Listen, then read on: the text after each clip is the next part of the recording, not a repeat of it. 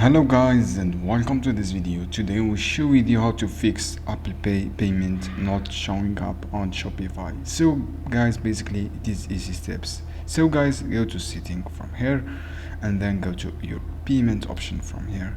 So guys, if you have a Shopify payment, this Shopify payment, just click manage your payment from here. Go to this manage payment on the Shopify and then click on manage a payment method. This is a manage a payment method, you can see here. And then guys, all you have to do, enable your Apple Pay payment. You can see here, this is Apple Pay payment.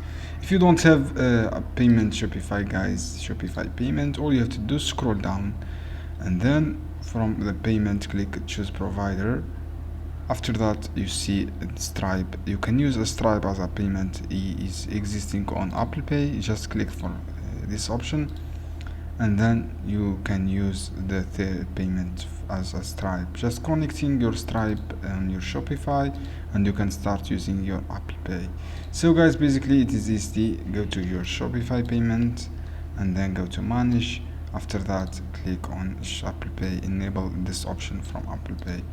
This is how you can do guys. I hope this video helpful for you. Don't forget give like and give share this video for more content and see you on another video soon.